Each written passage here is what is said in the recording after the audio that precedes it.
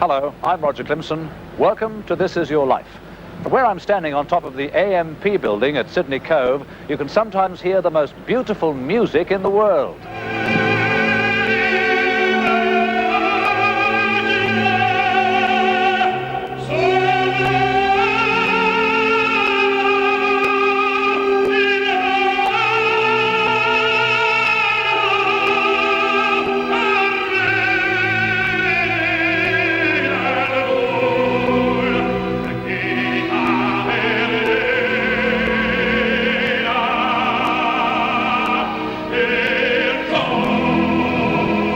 The voice of our guest of honor tonight. His was the first voice ever to be heard in the Sydney Opera House. He began as a young boy in Queensland, playing music on a gum leaf, cutting sugar cane, playing football, and singing country music. When he talks, he sounds like an average Australian. When he sings, the whole world stops to listen.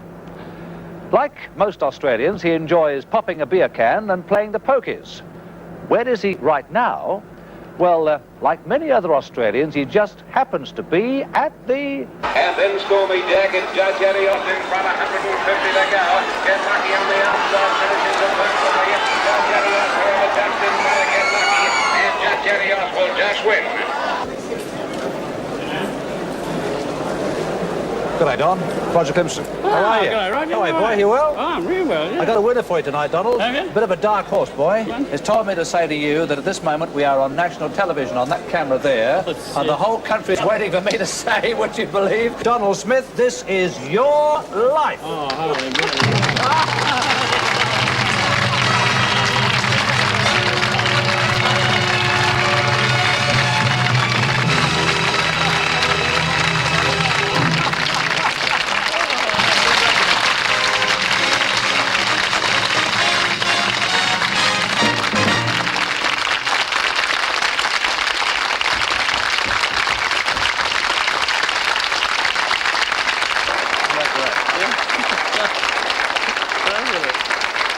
Don, would you like to sit down? Yeah, I will. Thank you very much indeed. After that, I'll fall down.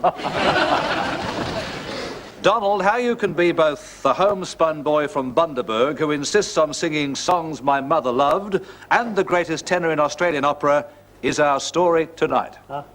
Can I jump ahead of the story and come on now? Donald, your daughter Beth from London.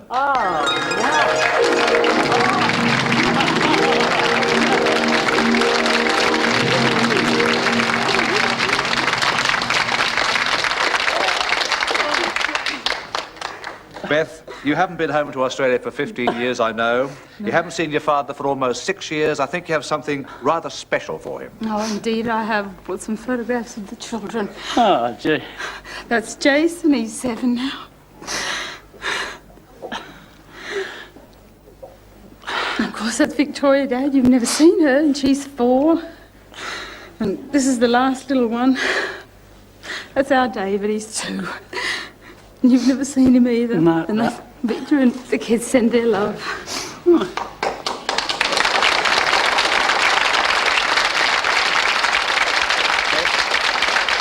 ask you to sit down beside your father while we tell his story?